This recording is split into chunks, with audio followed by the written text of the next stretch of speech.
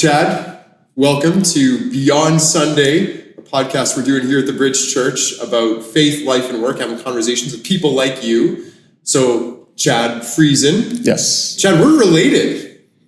Very distantly, I believe. Not very distant. We're third cousins, man. I don't know. Is that close? Third cousins. I don't know. It's like we have the same great, I don't know, whatever. Great grandpappy. Yeah, we're related. That's kind of cool. Okay. Yeah. It is cool. Yeah, we didn't know that. No. Yeah, and we come from a similar kind of background too. Yes. I mean, we come from a Mennonite background. Yeah. But in small town, rural Manitoba. That's right. Where'd you grow up? A little town called Rosenort. Okay, so we gotta do some comparison here. How many people lived in Rosenort? Inside the town was 500. Yeah. I grew up, Landmark had 1,000. 1,000, way bigger. Way bigger. Yeah, you probably... No stoplights? No stoplights. Paved roads? 1. Okay, we had 2. Okay. Yeah. Just right through the middle. Yeah, well, there were 2 highways that intersected. Okay. So those were the paved roads. Okay. Yeah, I think that was about it. Yeah. Actually, when I went back, they've now paved everything. Everything? Yeah. Landmark's still got a lot of dirt roads. Okay. Yeah. So Rosenort has really prospered. We've really amped it up. Yeah. Amenities. You got restaurants, cafes. We have one restaurant, one gas station, and a co-op. Okay. Yeah. Yeah. I don't think the lumber yard is still there. It used to be. Used to have a lumber yard. Okay. That's gone. Yeah. Yeah. We had one restaurant, and then we had Happy Earl's. It was like a food truck. But it left. It moved to Kleefeld. Okay. It abandoned Landmark. Yeah. And our restaurant is a tea house. Okay. So it's not really an actual restaurant. Yeah. But you can go there and eat. So you grew up there. Yeah. What brought you? Did you move out here straight from? So I actually graduated high school, and at 17 we came out here for summer holidays, just actually to Abbotsford. Okay. To visit family, and I just didn't get in the car to go back home. Actually, yeah, really. The plan was not to actually. I didn't tell anyone. I didn't know I was moving. I didn't tell anyone. So that's why I think that's kind of my why I have the demeanor I do. I still feel like I'm on holidays. I just never went back. Right. Right. Yeah. You've been on holidays. Yeah. Since you're 17 years old. Yeah. Wow, that's amazing. Yeah. So you the plan was just to come on vacation. Yeah. And Abbotsford too. Like, I mean, if you were like, I don't know, if you went to White Rock or something, you could kind of understand, or North Vancouver, but you went to, I mean, I'm kind of dissing Abbotsford here a little bit, but it's okay. You went to Abbotsford, you figured I can't go back to Rosenort. That's it. Well, it was because if you think of the difference between Abbotsford and Rosenort, my first job in Abbotsford was picking corn. Then I turned jeans inside out. I didn't have any of those great opportunities in Rosenort. so you're turning jeans inside out? Yeah. That was my job. Was that? It was, when acid wash was really big. Right? Okay. So my job was the semi-truck would back up all full of jeans. And my job was to fit them onto this vacuum, hit the button, it would suck the pant legs in, hit it again, and then they'd be inside out. So that was, and then they came to me one day and said, "We're going to have to put you on graveyard shift." And I said, "No, you won't." They said, "Yeah, we will, because you're not turning the jeans inside out fast enough." Wow. Okay. So I argued with them that they didn't have to, and then I quit that day. So there's a reason why you don't have to, because I'm not going to be here. Right. Turning jeans inside out, that's a career I don't know if I knew existed. It was, but it wasn't available in Rosenort, and it was in Abbotsford. No, exactly. Yeah. So that was a draw. Yeah. So what else? What was it in Abbotsford that, besides the incredible job opportunities? It actually was, I had family there. Yeah. But it was largely that, right? Because in Rosenort, it was basically work in manufacturing. Yeah. Or else move into Winnipeg, go into the city. And I figured if I was going to do that, I may as well move to BC. A nice city. Yeah, that was my idea. I feel kind of bad when people say that they're from Winnipeg. Like, I'm kind of from that area too, and I just tell them, it's a terrible place. Yeah. It's a good place to be from, know, but and then I said this recently to a family that moved here. said, oh yeah, Winnipeg's an awful place. And they laughed, but their girl, she looked at me in horror, like this like 8-year-old girl. She thought I was like this monster, right? Like just calling her hometown like this terrible place. So I should probably be careful. I was like, I'm from there. Yeah. You know? Yeah. We get a pass. I think so. There's a song written by this Winnipeg band, the Weaker Thens. It's called One Great City. And the repeated line in that is, I hate Winnipeg. Oh. But they're from Winnipeg, so it's okay. Okay. Anyways, we should talk about other things. Yeah. Otherwise, we're going to get a lot of mail. Mail, yeah. Like I always say, from the 3 people who are going to watch this later on. Yeah. So Abbotsford, you met your wife, your future wife. Yeah. Tell us about that a little bit. Tell me a little bit about that. Sure. Basically, I came home. I was working actually at a truss manufacturing plant at the time, and I came home from a graveyard shift, and Linda was at my place. And so it was kind of like, why was she at your place? She so a friend of a friend. So her my brother Glenn and a buddy were. So there's a bunch of people at my place. I just kind of said hey and went up and went to sleep. Okay. But so it was kind of like Home Shoppers Network a little bit, right? Just go home. Find a wife. No, it doesn't work. I'm so lost in the analogy. But well, okay. Yeah, that's okay. No, Home Shoppers Network. You can just turn on the shopping channel, right? And at home, right. So this was I went home, and there was my wife. Okay, wow, amazing. No analogy doesn't work. I'm not sure. It's okay. Yeah, but you made a big impression on her. Apparently, I don't think I did. Okay. But apparently the family picture that was hanging on the wall, she was like, I'm going to get that guy. Really? Yeah. Wow. Just for look at that. You need that one good shot. You need that one good picture. And then leave that up all around. Leave it. Yeah. Put it everywhere. And it's better if the woman doesn't actually talk to you. If she just 100%. Sees that one good picture, maybe just avoid interaction. Yeah. At that point, just let it rest. Yeah. And so she comes from a different cultural background. Yes. Japanese. Yeah. And so you're Mennonite boy from rural Manitoba. Yeah. She's Japanese. That's a pretty big culture clash. Yeah. And back in the day, we didn't have a lot of like the sushi options in Rosenort were back then. Yeah. Today, way better. The sushi industry is booming in Rosenort. Unbelievable now. Yeah.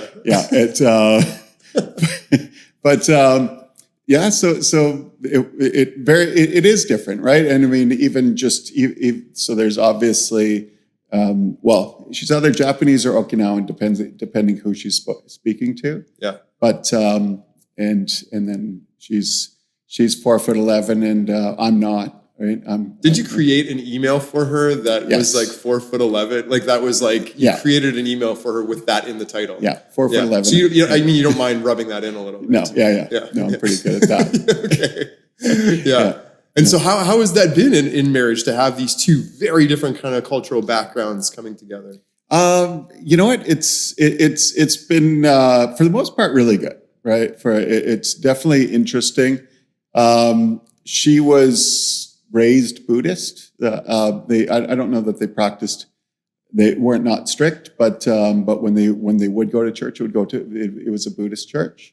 When we initially met, she wasn't Christian. But we didn't start dating right away either. We were just kind of hanging out, going to with groups, going to a youth group back in Abbotsford, to an Alliance church there, and then we just slowly got to know each other, and yeah, she actually came to Christ as well. So that was pretty incredible. Mm-hmm. Yeah.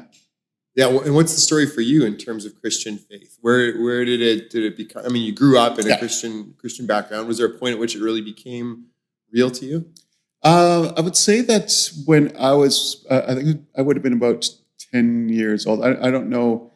They don't do them as much anymore, at least maybe I'm just not aware, but the revivals, they'd go around and there's a place called Morris, Manitoba, the Morris Stampede. So they had the whole Stampede grounds was this big revival. And I was I think about 10 years old. they're singing the song, and I just felt moved at that moment, and went down and accepted Christ. Yeah. So up until then, I don't think I would have considered myself a non-believer. But I hadn't made that decision. Yeah. Right. So that was when I made the initial decision. Then, then just kind of went on with life. Maybe felt a bit different, I guess, but didn't really it wasn't like I was like pouring into the Word or anything after that. Yeah. But yeah, just we went to church every Sunday anyways. Yeah. Well, my sense is that in the last, 4 years or so, there's been, God's done something in your life, right? Absolutely. Yeah. It was, I was a pretty lazy Christian, right? up until then, right? Never wasn't involved in church really at all. We would go, we put our kids into Christian school, thinking that that way it's kind of covered. Yeah. So they'll do that for you. They'll take care of discipleship. That's done. Hands up. Yeah. And so kind of, but then it was actually we started coming here. We went to a couple of churches. We went to a church downtown, a Baptist church downtown, that we enjoyed. But even there, it was our attendance was pretty sporadic. Then we when we moved to North Vancouver, we attended we did a little bit of church in the area. Yeah. And we won't name these churches. No. But honestly, it was more like the Pastor Pillow or Bedside Baptist, right? Like it was kind of stay home and just because you told me early on when I met you after COVID you came here and you kind of said, I think the first time I met you kind of said, the church that we were going to, they had slanted floors and didn't like the way that felt on your calves. Yeah, my calves would be screaming at the end of a service. It was like, no, I can't do this. I'm way more comfortable at home. Right. Yeah. So that was the choice there. I remember being astounded because I think within that first few months of you being here, it was like this crazy snow, sleet kind of day. And we needed to clear the parking lot because we had some, I don't know, it was baptism or something. We were doing some kind of special service in the evening. Yeah. And you were there, you were the guy with your snow shovel, shoveling the lot in this miserable, the most miserable day ever. Yeah. I'm like, you're apparently the guy who wouldn't go to church because the floor was slanted. Now here you are at 6 in the morning and shoveling the very level floors though. Yeah. And you're right. It's definitely God has done something in my life. It is very different. He hasn't changed, but he has softened my heart and I've changed, right? So I'm sure if I went back now in the slanted floor, I could probably bear it. But yeah. So what would you credit that to? What has brought this about? This change in your life? Obviously it's I think getting involved in the church, or even things like the like coming out and shoveling snow and doing some service, right? Doing we've got the Thursday morning Bible study that happened this morning, and just the willingness now. I don't know why now, but to kind of be part of community, and get to know people, kind of let them into my life, our lives, and as well as kind of invest in theirs. So that's a shift. I always like people, right? But that's a shift for me. Okay. Yeah. And that's absolutely huge, right? If we treat church just like a passive spectator kind of thing, I show up, I watch, I view this experience, and then I go back home. And well, of course, you can do that just as well from at home. right? Yeah, You can, for sure. You can sit there, you can watch a live stream. Yeah. But if church is a people, if it's a family, this is the place where I'm growing and serving and so on, that's a very different way of looking at things, right? This is your brothers and sisters in Christ who you want to grow together in the knowledge of the Lord with. Yeah. So I know that used to be every after church, I'd kind of hang around and talk, and I think you've shooed me out of the building a couple of times. You guys have, because we stayed long, right? Yeah. And overstayed our welcome, I would say. Definitely not. Not overstayed the welcome. Just I gotta lock up, man. I'm done. Going home. But it was usually it'd be wife and kids Linda and the kids would kind of head to the car a little bit early and say, and maybe my phone would be vibrating because I'm getting texts. So it's like time to go. Right. But now it's kind of, it's a whole family I look thing. around and we're just hard to get rid of. Yeah. Yeah. That's right. Yeah. Yeah. So. No, it's amazing. It's been so good to see how, this change that God's brought about in your life and your eagerness to serve in any way possible, to use your gifts in a way to benefit others, because you do have some significant gifts. I mean, you've got quite the whatever job history. Sure. Right. I know you hate history. Yeah. I found that out recently. Yeah. And I don't like ruins. You don't like. Because I was saying, we want to go to Italy next year. Apparently, you have no patience for these historical sites. No. Yeah. I kind of say that once I've seen a couple, I'll look at a couple and invest the time there. Okay. But after that, it's all kind of seen rocks and stuff. But different things happen there. Sure. Anyways, Yeah. my point in all this, I did want to get this on record that you hate history, but I did want to talk about your job history just a little bit, because you've had a variety of things, right? And it's quite interesting. Yeah. Let's talk about what you've done a little bit, and then how your faith has interacted with that. Sure. Turned jeans inside out. Yeah, that was big. Yeah, that was big. So I had actually one of my first dates with Linda was taking her around Abbotsford, showing her all the places that I had worked. Okay. So it was quite a tour. It was quite long. Yeah. But so all those were kind of the little jobs. The first kind of significant job I was as at UBC, and there was the jobs link. I called in and was interviewed for BC Tel at the time. And became Telus. There I was, I started off in the call center and worked my way up to running a group of network technicians that were very much the core of telephony. So that was interesting. Did that for over 20 years. Yeah. Did my MBA while working there, then left, and then we had COVID, and so there wasn't bad time to leave just before. Just for anyone, if there's a pandemic coming, stay in the job you're in. Yeah, just a word of advice. Chad's wisdom, right there. Yeah. Had a restaurant for a while. Wouldn't recommend that, but it's a dream. Like everybody would kind of think like that's the dream thing, right? To have your own restaurant. But it's a dream until it's a nightmare, right? Honestly. And there's a reason that these places change name and ownership every 5 years or less or whatever, because it is obviously a tough industry to make it. Yeah. And it was doing well. It was doing well, but I was never really aligned with the business. Okay. So it was, and I've said this to Linda. I said, if something was going to fail, I'm not terribly sorry that I'm not still doing that. Yeah. It was just not.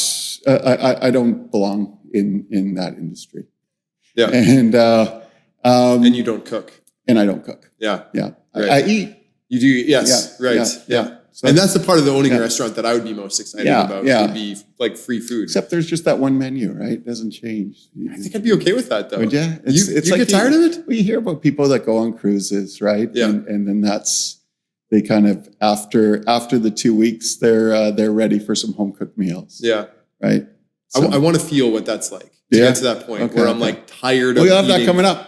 What? Right? You'll have that coming up. You got a cruise coming up. 1 week. Okay. I'm not going to get tired of it. I don't know.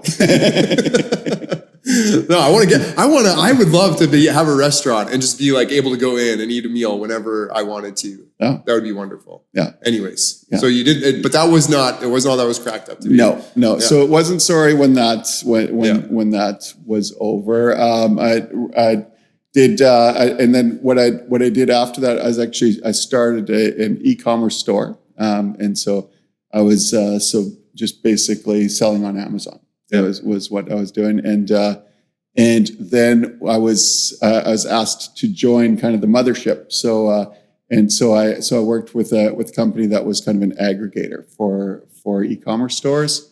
And that was going along actually really, really well. We had kind of visions of taking it public until this latest hit with the tariffs. It just unfortunately decimated the business. It was the stores themselves were still doing fine, but to get people that actually wanted to start was you're shouting a message into a forest with no people. So it was So it was, but you know what? It's through it. Definitely challenging. That was a pretty challenging time. It was like, God, I thought I was kind of doing the right thing here, but he's got other plans. So I actually took my real estate license as well, and now I'm on the reason I joined a company called Babbage Group, and it's Dave Babbage out of Winnipeg Jets, and then Vancouver Canucks. So I figured that's my story, man. It's right. It's from Manitoba to Vancouver. Yeah, of course that's the company. But they're a really, really good group. So that's what I'm doing now. That's the career arc. That's the career arc. So you just there, you kind of said that this was a bit of a struggle when you left the e-commerce kind of business because you were struggling with that through prayer. Even, God, I thought this was what I was supposed to be doing. Why aren't things working out here? Yeah. How have you discerned, I guess, God's leading in some of these big career changes? Do you think He is? Do you think He is involved, or is it kind of like hands off? You do whatever. Hey, the other day, as watching the 700 Club Canada, right, and because I pray a lot about it now, and I don't, that was never part of me before, so I do pray a lot about it now, and as well as kind of family, and the church family, but this specifically on this job, it was just I was praying about it, and it's like, God, just don't let me put words in your mouth, right? Like, let it be. If this is where you want me to go, I wouldn't mind some kind of a sign. And so I turned on, like I said, the 700 Club Canada, and it was the story on there was essentially my story, and right down to the person actually had left their COO role and became a realtor, and then had to kind of just trust that this was the right thing, and just the clarity that gave me, and even when they're saying what they prayed for, like what's kind of how they were listening to God through it, and also right now when you're not taking a wage and you're building a business, it doesn't seem like the most natural time to tithe, but that I believe that we're called to do that. So so I just get Linda to work more, and then I can tithe more. It's really easy. Yeah. Great. So that goes over well? Yeah, she loves that. She loves it. Yeah. This is marriage advice now, John. Yeah. We're going to cover it all. Well, yes. Yeah. You got wisdom for every area of life. For sure. Yeah. Okay. So continuing to move forward in faith and trust, continuing to do what God's called you to do, even in the midst of seasons of uncertainty. Sure. And then in those particular jobs that you've had, and maybe this is even different now in the last few years versus before. Like you said, you're praying more now than you did before. So there's a bit of an integration of your faith in your work, right? This is not just something that faith is not just something you do Sunday morning or whatever, when you come to men's group, but that the gospel has an impact on all of life, including your day-to-day work, right? Correct. Yeah. How have you experienced that? What difference does following Jesus make in the work that you've done? It's I think that now it's just really want to view things like I do want to help people, right? I think that I'm hoping that this is an opportunity to do exactly that. Yeah. Not looking so much for the millions on millions, or to have my yacht, but I really want to make sure that I'm providing for the family, giving them and giving the kids a really good example. And just following and listening to Christ as I kind of fumble along. Yeah. So your motivation is different. This is not just about making a name for yourself. It's not about accumulating possessions. Yeah. But about being able to serve others, to provide for your family. Yeah, for sure. To do those kinds of things, to follow Jesus' lead in that. Yeah. Oh, that's awesome. That's the goal. Yeah. It's I'd be lying if I said that it's been just super easy, right? You're building a business. It's going to take some time. Yeah. Right. There's frustrations along the way. There's all the setup. There's all the things you just don't know. Yeah. Right. But getting to kind of turn those things over to God, talk to God about them has been different for me. Yeah. I haven't done that before. Okay. Yeah. Something that stands out to me too is that you do have like a natural entrepreneurial kind of spirit, right? Like that's kind of how you're wired. Yeah. You're wired socially to connect with people as well as to start new things, to build them up, right? And that is what you're doing with that e-commerce business as well. And that this is something maybe sometimes where we can be very aware as Christians that ambition can go wrong or can be driven by the wrong things, right? And so we kind of have this uncomfortable relationship sometimes with business even. Sure. Right? Or sometimes it's way too comfortable where we just baptize the whole thing and we don't even discern how it might actually be. You might do business in a way that's totally contrary to the gospel. Yeah. But I think to affirm the gifts that God has given you in terms of being an entrepreneur, starting new businesses, growing those things, but like you said, also having that motivated by something that's much more focused on Christ and on serving others. I think that's I don't know if you see what I mean, like in terms of these two extremes that we can kind of fall into as the church, right? And I think you're speaking to something that brings that is a good balance, a healthy biblical balance to that. Yeah, appreciate that. Yeah, it's not automatic, right? Like even just for building my book of business, it really is like the focus is kind of doing open houses. It's doing door knocking in the neighborhoods, right? Versus kind of sitting in the pew and waiting for people to come out. That's not my style at all. So I think that, and what I want to see from that as well is I'm going to have conversations with these people. I'm going to get to know people, and I'd love it if they see something different in me. Yeah, right.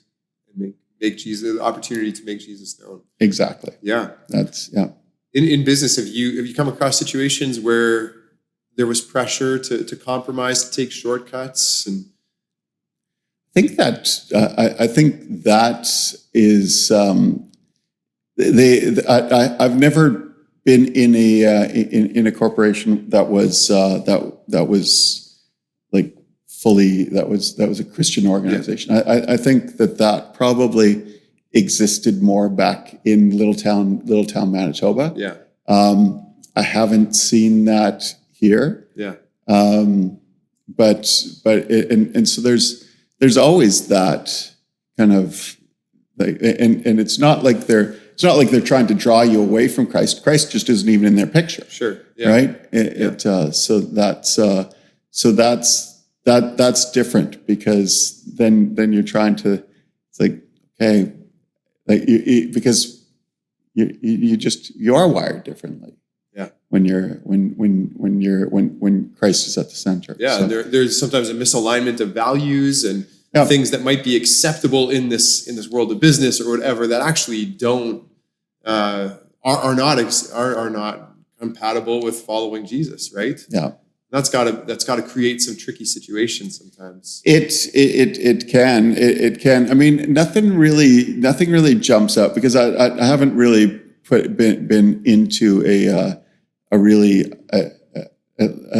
awkward spot, but at the same time, I mean, I've always been pretty outspoken when I don't agree with something.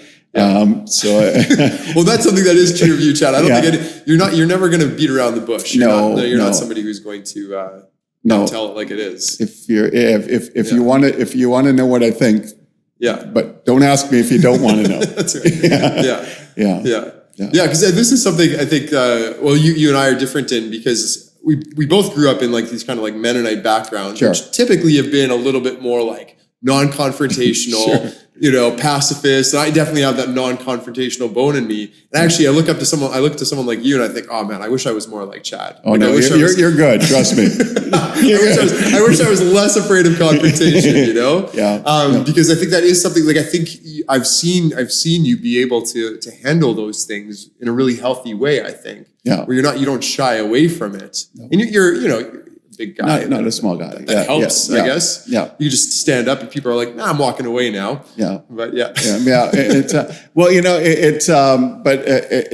it's interesting, because I think when I was young, not that we moved far, we moved from one little town, and we moved 15 miles to another little town.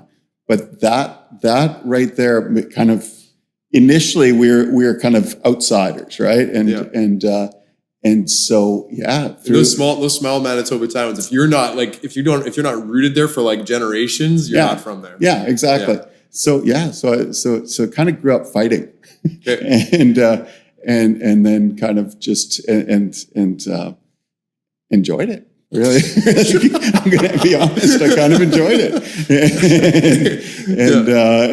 and so then I went and actually took some jujitsu and stuff, and that is less that's not really about confrontation. That's more kind of just about self-defense and that kind of thing, and actually not trying to hurt somebody, right? So, but I enjoyed that as well, right? Like it's just kind of having that confidence of being able to be in a situation where you may just need to calm things down a little bit. Right. I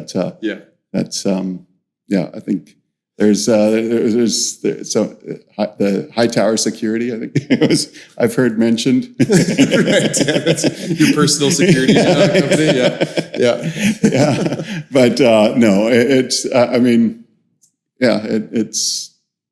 it's interesting. It's definitely something that when I was younger, I'd say that the temper kind of manifested, and it was, but that's not where the fighting came from. The fighting was generally just self-defense, and so yeah. So that's something that you're you love jiu-jitsu, you mind fighting, apparently. Sure. Yeah. What's something that you're especially passionate about right now? What's got you fired up right now?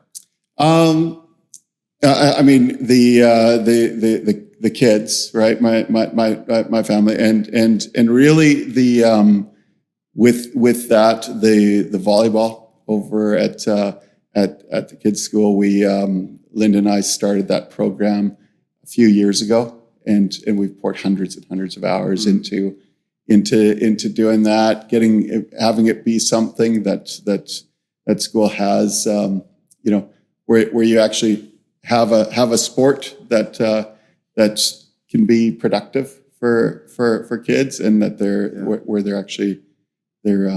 it's something that they can excel in as well. Yeah. So that's been that, and right now, I mean, my son is playing on the team, and turned into a really good player, right? And so like watching that happen, being able to even be a part of it, going and doing some coaching with them when they just simply can't find anyone else, then I'm still okay. Yeah. But